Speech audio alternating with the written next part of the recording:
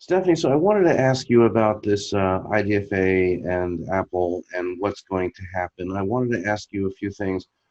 Why do you think it's happening in terms of Apple or in terms of the public or in terms of kind of a bigger trend around privacy? And what do you think the users will do in terms of opting in or not, and some implications you see coming out of this thing? Yeah, I like to remind marketers that this isn't happening in a bubble, right? It can feel like Apple is taking very paternalistic actions and basically forcing everyone to play by Apple's rules. But when you look at the broader context, consumers are increasingly aware of how much data companies have on them and that they're sharing this data with others. And the Facebook Cambridge Analytica scandal had a lot to do with that.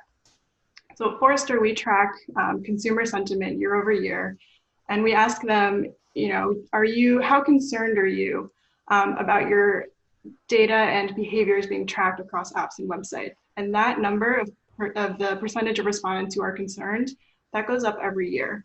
So now in 2020, we're at 59% of our US online adults say it's a problem. And you also have to look at things like data regulations, right? Again, not happening in a bubble.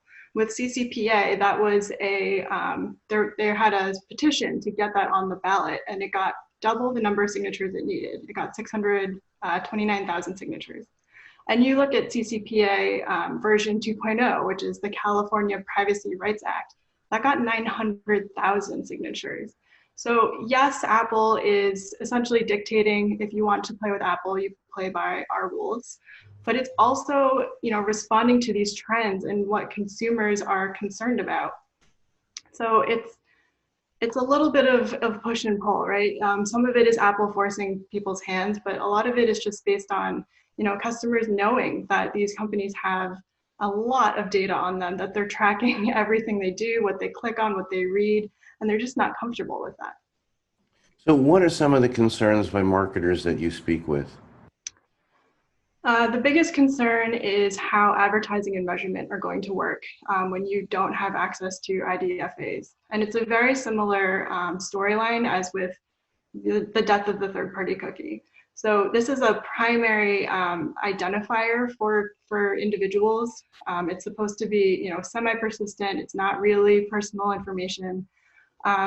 But if you don't have access to it, can you target ads on a one-to-one basis? Can you retarget consumers based on what they've been doing in other apps and websites? And the answer there, frankly, is no. So it's going to be much harder to get true, personalized advertising the way that marketers have been able to for a while now.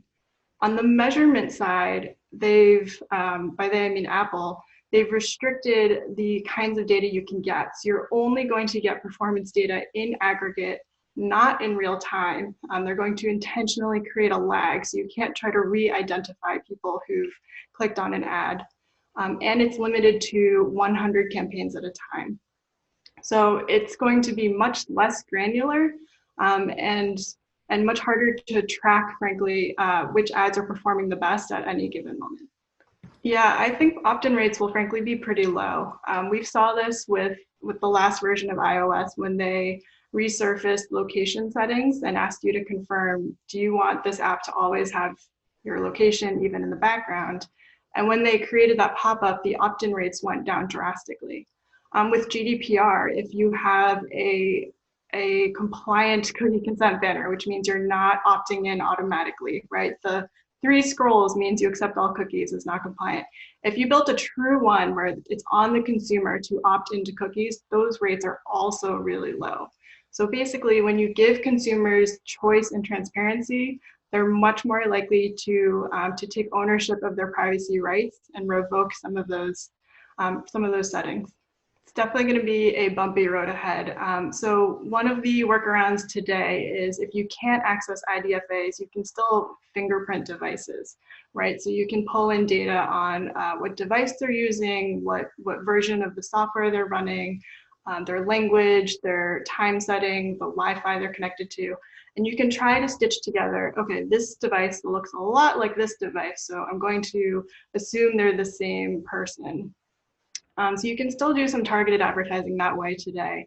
I suspect, though, that that is a short-lived runaround or workaround because Apple will try to clamp down on that, similar to with intelligent tracking protection in Safari. They've updated it and gone through multiple iterations to, again, clamp down on those workarounds.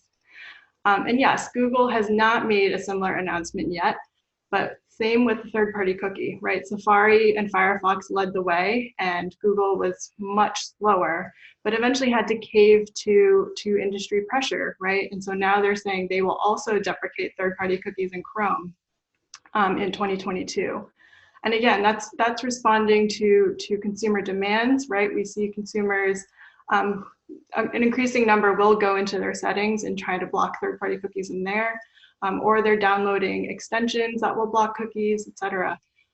So it's really just, Apple is setting the bar and Google has to respond. So in this case, I would not be surprised if they also take similar measures with the Google Ad ID.